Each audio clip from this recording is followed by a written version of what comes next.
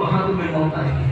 اور آخری بات میں اپنی حدیث سن لو, لرزتے ہوئے دل کے ساتھ, کانپتے ہوئے دل کے ساتھ. تمہارے میرے نبی کا فرمان, میں کسی مولوی صاحب کی گفتگو نہیں سنا رہا ہوں, میں تو مولائے کل کی بات سن رہا ہوں, جو مولا علی کے بھی مولا ہے, سارے مولاؤں کے مولا ہے.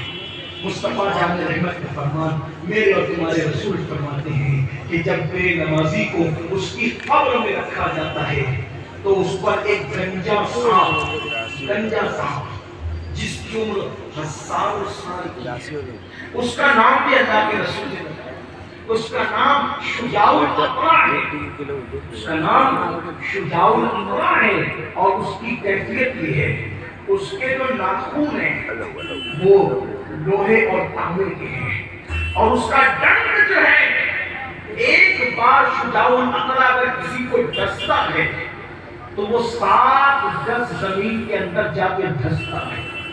یہ مولوی صاحب کی بات, رسول اللہ مولوی صاحب کی بات اگر آپ نظر انداز کر دو اچھی بات نہیں, لیکن آپ اس سے کافر نہیں ہوں گے.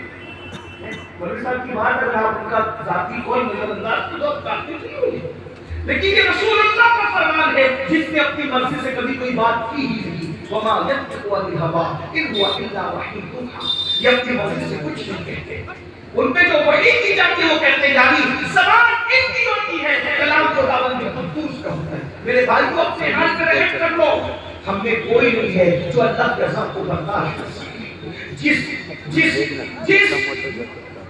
اشجاع الاقرع کے بارے میں اللہ کے رسول یہ فرمائے کہ اگر وہ کسی پہاڑ پہ ڈر مارے تو پہاڑ دے ڈالے گا, اگر وہ دنیا میں پھٹکار دے تو دنیا کے سارے انسان اس کی گرمی کی وجہ سے مر جائیں گے. اس شجاع الاقرع کے بارے میں فرمایا 7 گز اندر جا کر انسان دھستا ہے جب وہ ایک مرتبہ ڈستا ہے. میرے آقا فرماتے ہیں جب وہ کسی کو ڈنڈ مارے گا ہزاروں سال زہر اس کے جسم میں گھومتا رہے گا, اس کی ہڈیاں چکنا چور ہو جائے گی.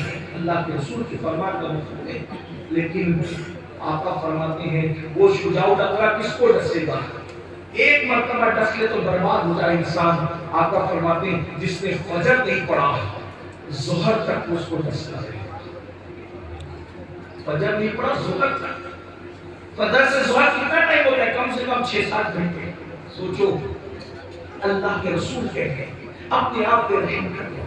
ارے کھیت کا بچھو ڈس دے ہم برداشت نہیں کر پاتے, کھیت کا سانپ ڈس لے تو ہم برداشت نہیں کر پاتے, بستیوں کا سانپ ڈس لے ہمارے یہ جسم بے چین ہو جاتے ہیں, لوگ مر جاتے ہیں. میں اپنی بہنوں سے بھی کہتا ہوں, میری بہنوں گھنٹوں تم چولہے میں وقت گزارتی ہو, کچن میں وقت گزارتی ہو, تم نے سب کی خدمت کی, رب کی بارگاہ کے لیے 10 منٹ کا وقت نکالا. ایک وقت کی نماز کے لیے صرف 10 منٹ کا ٹائم لگتا ہے, صرف 10 منٹ. جڑو اپنے اللہ سے, اپنے اللہ سے اپنے رشتے کو جوڑو, اللہ کے قریب آؤ. کہاں دور بھاگ رہے ہو, یہ دنیا بے وفا ہے, بے وفا.